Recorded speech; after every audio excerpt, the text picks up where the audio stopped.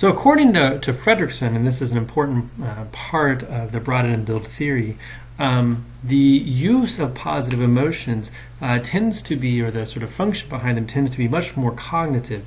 And really the reactions that we have to negative emotions are sort of the specific action tendencies that we have to negative emotions are much more physical. So we talked earlier about how anger makes you want to sort of approach what's ever making you angry. Fear makes you want to retreat away from whatever is making you fearful. In Fredrickson's work, what we really see is that your reaction to positive emotion tends to be much more cognitive. There are obviously behavioral tendencies that come from that, but it's this sort of interesting idea around your expansion of your cognition that's leading to these different intellectual, physical, social, and psychological resources. And so what she's done is showed that this this cognitive flexibility that is the result of this sort of positive emotionality is really what is building these useful resources over time. Here's an example, and there's a couple of studies I want to talk about. In all of these, she essentially has people feel positive emotions by viewing typically some sort of film clip. In this case, you actually can see that they're viewing a film clip of penguins, and it's supposed to make them feel amusement. And what we find is that those who are induced to have positive emotions are much more biased in some ways to actually seeing the world more globally. They actually see things, the big picture, instead of really focusing in on the details. Again, it's sort of this expansion of your cognition, as opposed to this sort of narrowing of your cognition. So we see the world more globally, more holistically than we do if we're looking at things that produce fear. Another study actually showed that when people were induced to feel positive emotions, that they and were actually asked after they were induced into either feeling positive or negative emotions, they were to write a list of all the things that they would like to do at that moment. We sort of consider these sort of action urges, and the people who were in the positive emotion condition actually came up with a longer list of action urges. And so those who were actually in the negative emotion condition, as you can obviously see here, and the fear and the anger conditions, actually came up with a shorter list of possible activities than those who view the positive emotions. Again, sort of showing the difference between sort of broadening your cognition versus narrowing your cognition when you think about negative or neutral emotions. Finally, and I think this is one of the most fascinating studies that she conducted, she actually again elicited people to experience the emotions of joy versus fear, and there's a particular type of bias that we see within most individuals. It's what we call the own race bias, that you sort of see your own race as better than those of other races in many different types of categories. It's not uncommon, and again, a lot of this is actually looking at sort of implicit measures of bias, because people often won't say this or admit to this, explicitly. And what she found is that when people experience the emotion of joy, the effect of own race bias is actually eliminated. There's no difference in your sense of who's sort of better or worse, your race versus other individuals of other races. And so what we again see is that the Broaden and build theory is really sort of building up an explanation of the functionality of positive emotions.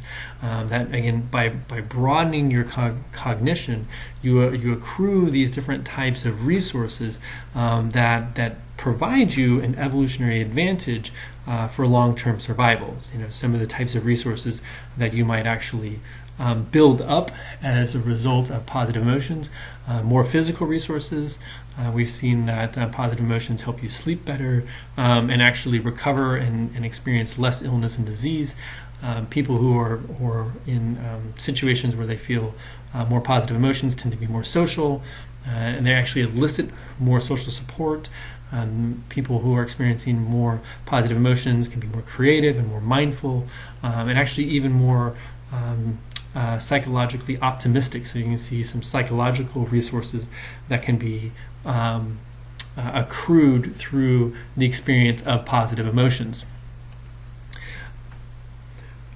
If you think about the Broaden and Build theory and then sort of connect it with some of the work by Sheldon Cohen, he's actually shown that participants who are really low on a positive emotion style are actually 3 times more likely to get sick than those who are high on positive emotion styles. And so you can see this sort of positive emotions, broadening sort of your thought repertoire, sort of building these different types of enduring resources, and ultimately having the ability to provide you this sort of spiraling up effect where you actually feel or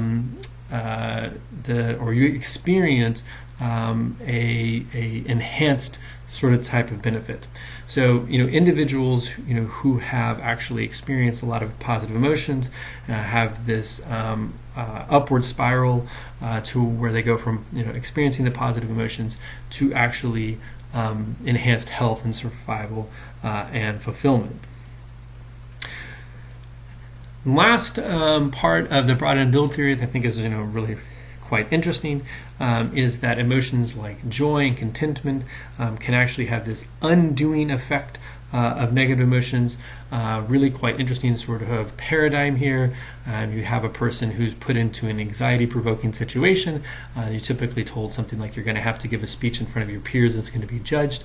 You then have them watch a film that's going to elicit a certain type of emotion, in this case amusement or contentment, and then you see how quickly they return to their baseline physiological levels. And so what you can actually see in this graph here is that the recovery cardiovascularly is actually shorter, so it's undoing the anxiety that was provoked in the situation earlier.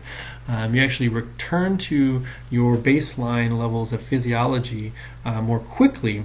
And in this way, positive emotions really act as an antidote to negative emotions. They bring you back to your baseline levels. I want to end with a couple of interesting sort of theories sort of around what happiness ultimately actually is, and sort of how we end up experiencing happiness. So we've now seen the functionality of positive emotions, and now the question really becomes what is really the way in which we'll experience the most happiness, which is, again, a lot of positive emotionality. So the first theory is the need or goal satisfaction theory. It's an interesting sort of theory because it really comes from sort of psychoanalytic and humanistic theorists, both Freudian and Maslow. Freud basically said that we're happiest when we have a reduced tension, and that leads to our happiness, whereas Maslow said meeting our needs will lead to happiness. If you look at Maslow's pyramid, you could almost argue that they're both right. In Freud's case, you'd want to have a reduction in the tension that you need to fulfill your psychological and safety needs, but Maslow would probably also be right in that you actually need to experience belongingness and esteem and self-actualization to feel happiness.